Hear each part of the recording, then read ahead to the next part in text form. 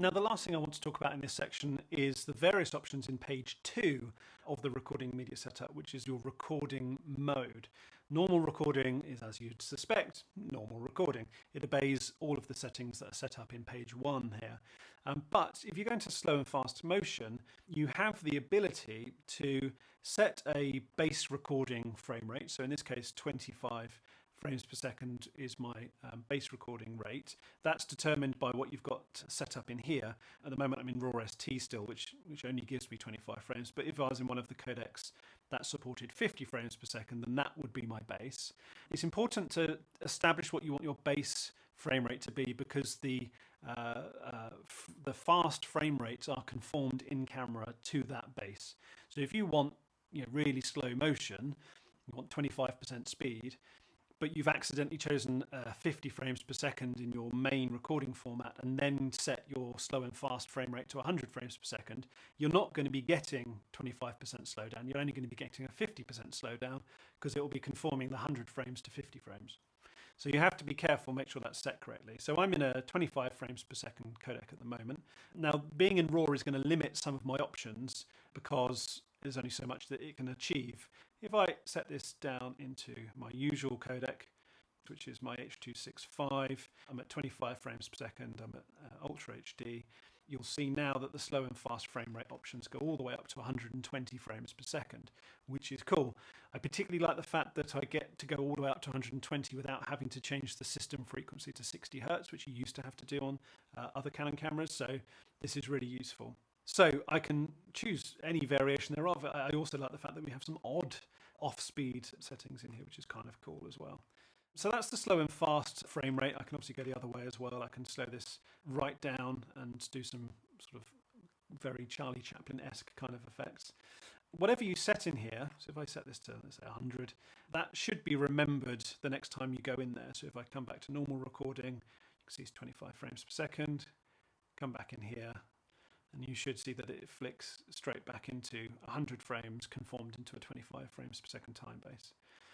If I go to slow and fast clip plus audio, it's essentially the same thing, but when you're in this mode, your SD card, if you have it in the camera, will record a separate real-time WAV file. So what that enables you to do essentially is take that WAV file, and if you've got something at 100 frames per second, you'll have a real-time audio clip for it, which you can then slow down if you want to, or leave it as is, or whatever you want. The point is you have that audio file, because without being in that mode, you're not going to get any audio when you're in slow and fast motion. There's a pre-record mode, which is great if you don't know when the action's going to start of whatever you're pointing your camera at. It will essentially start buffering. Now, you'll see that the time code is running now, because it's essentially now recording. Even though it says it's in standby, it's not recording. It is essentially buffering and recording to the card, roughly a 3-second cache. And when I do hit record, it will then keep that 3-second cache before the point where I hit record, and that will become part of the file. So this is obviously really useful if you are filming a live event or a stunt or something where you're not sure when the action is going to take place, but you also don't want to miss it. This is fantastic, but it is permanently right into the card. So in terms of battery life, heat, all that kind of stuff, you have to be mindful of that as well. We have one main to continuous record option here. Now what that does is, if I set the continuous recording option to record, you'll see that it's now continuously recording, and it will overwrite itself as well when it gets to the card being full to the second card, so in this case to the SD card. That for certain workflows might be really useful if you just want to permanently have something just constantly recording.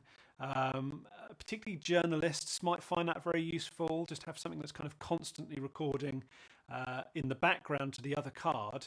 But then when you actually hit the record button, it starts recording into the main record format to the CF Express card. So that just continuously rolls in the background, or if I have it set to standby, then it's obviously just in standby. We have frame recording, and this is essentially like a stop motion mode. So you're probably going to have it set to record one frame at a time. Every time you hit the record button, that's one frame. But you can do it as groups of frames. You can do 3, 6, 9. frames as a group.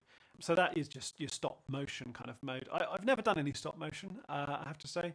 I'm always fascinated by it, but I think it's one of those things that you probably specialise in and stick in rather than just sort of mess around with it, which I'm sure I'd make a terrible hash of it. You can see at the top it says FRM flashing next to the standby indicator, so we know that we're in frame recording mode. And very similarly, interval recording, it changes to int flashing, and you can see now, as well as the interval recording frame rate, again I can do groups of 1, 3, 6 or 9 frames. 1 would be the most common one that I would use. I can then set an interval, so how long does it wait before it then captures the next one. This is obviously time-lapse recording by another name, and I've used this a lot with the R5C. I did a really nice time-lapse of Mont Blanc in Chamonix earlier in the year, just the clouds coming as sunset was coming down, which was fantastic. I've used it on some corporate jobs where I've, in combination with the slow shutter speeds, setting up for an event and things being wheeled in and people moving around in between buildings. And, you know, it's a good one to kind of have built in and ready to use, because unlike a stills camera, which you might traditionally use for time lapses, this is all being baked into a normal video file at 25 frames per second and on the media card alongside everything else. In terms of workflow, it becomes a little bit easier.